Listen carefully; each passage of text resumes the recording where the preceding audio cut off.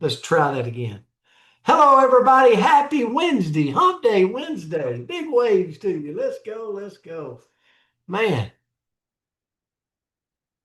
doesn't the, does the weeks not fly by? Like, you're like, wow, it was just Monday. What is going on here? All right. Well, the word for today is nonchalant. Let me ask you a question. No names, no names. Have you got anybody in your inner circle that's just kind of nonchalant? You know, you're like, how you doing? Oh, good. Yeah. Hmm. This you never get a rise out of. Like they're just kind of like this. Me, coach? Isn't that how you would describe me? Yeah. No, I'm kidding. I'm kidding. I'm kidding. So nonchalant. Okay. I know you're thinking about somebody, Alan Schultz over there, that might be nonchalant. Doesn't mean they don't have a sense of humor. Doesn't mean that they're just kind of even keel, I would say. So if you look at the definition of nonchalant, it's like it means calm, relaxed, kind of an unconcerned attitude. And especially in situations where others might be worried, they might be stressed, they might be on an emotional roller coaster ride. And then there's those nonchalant people that you're like, how do they handle everything, right? They just kind of, Vicky, you know what I mean? Eric Drain. I would classify you as a little nonchalant. Yeah, you seem like you stay together day in, day out, no matter the ups, the downs, life, everything. So, what does nonchalant mean? And I got to be quick. They don't panic. The person that's nonchalant, they're not panic people when things get difficult. Do you think they might have difficult things that go on? Like we talk about this Adam and Eve thing all the time, ladies and gentlemen. So it's ordained. Life is going to be full of twists and turns and potholes. And it's like we shouldn't be shocked when it comes, but we always are. But then there's the nonchalant people that they stay steady, they stay calm. It's like they've actually read the good book and remembered it. Oh, tough times. It says it's going to be there. So I'm just going to work through it. I'm in a fun mood this today. So, okay, here's the deal. They remain steady. They remain composed. They remain confident in their mission. I couldn't tell you how many times coaching football, I wasn't real confident week 3 when we lost 3 in a row. I couldn't tell you how many seasons where I look up and we're 7-3 going into the playoffs and we go deep into the playoffs, but we started the year 0-3. What if we'd have just quit? Pack it up, boys. We're going home. We're 0-3. It's over. But we stayed confident towards our direction of where we were headed. Man, that's a hard thing to do. Great leaders, though, they display nonchalant, being nonchalant. They understand that over emotions, overreactions rarely improves the situation. We're having a bad month. Let's go home. Let's quit. Ill. Let's give up. Right? That's not what nonchalant people do. They go, no, let's keep the good fight. Because around the corner of bad months come good months if we stay focused. So life is always going to present us challenges, setbacks, disappointments, unexpected detours. But if we don't allow every obstacle to steal our peace, that's the thing. If we don't allow it to steal our peace, if we do allow it to steal our peace, we spend our lives reacting instead of leading. And I'll be honest, this hit me this morning because I fell at this every single day.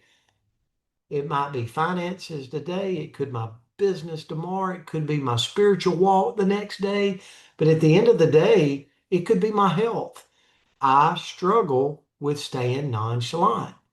I was actually just talking about that this morning with someone. I said, in real estate, because I have a real estate company, I said, in real estate, when I get into a bad real estate, I know you guys wouldn't believe this, that it's not always straight up, but sometimes you buy a piece of real estate and it doesn't go, it goes sideways.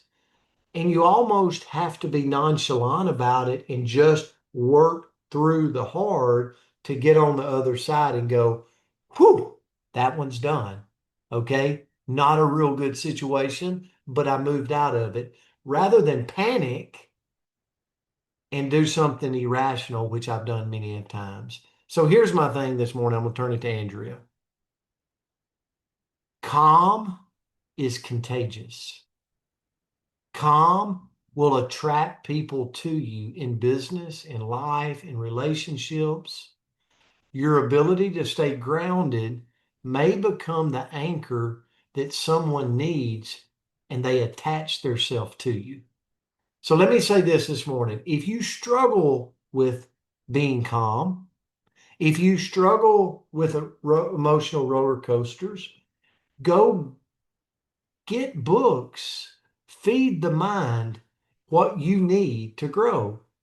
Okay. And that's the way I always look at it. People ask me all the time, what books do you read, Brent? The books that I need in the season that I'm in. I don't just go grab a book to read. It's what season is Brent in? So if you really want to know what season I'm in, you would look at the books I read. Okay. And that should be the case, I think, for all of us. A very wise person told me that once. So, Andrea, I'll turn it to you. Well, great lesson. And what I'm hearing here is that I am probably the least nonchalant human. So we're gonna work on this a little bit. I loved the You're word. actually pretty good. You're actually pretty good with it. Yeah, through a crisis. Well, thank you. In a crisis, I can do okay. It's the every day that gets me. Anybody else like that? Like in a crisis, you can kind of take a deep breath, calm down, and just do what needs to get done. It's the regular just trying to catch a train that sends you over the edge. Okay, so we're gonna just move on from that. The quote that I found was nothing diminishes anxiety faster than action taken with quiet confidence and nonchalance. And I thought, wow, that's very true. When we take action in those moments of maybe a little bit of anxiety, doesn't that kind of even things out a little bit? And hopefully we're taking the right action, but it kind of calms things down. And what I looked into, because I don't think this is a strength of mine necessarily, is okay, what are some of the things that we should be nonchalant about? Right? I think a lot of times we being me, focus on all the things that we should worry about, right? All the things that I should be stressed out about. But if I can shift my focus and focus on the things that I can practice being nonchalant about, what would they be? So first of all, the opinions of people who aren't building our future. I think it was Ashley Paulson that posted this, maybe the first time that I saw it, where it was a room, like a family room, and there was furniture and different things, but there were no people. And it was like, if the people's opinions that are kind of paying your bills are in this room, and like those are the opinions you should worry about, right? It was this empty room.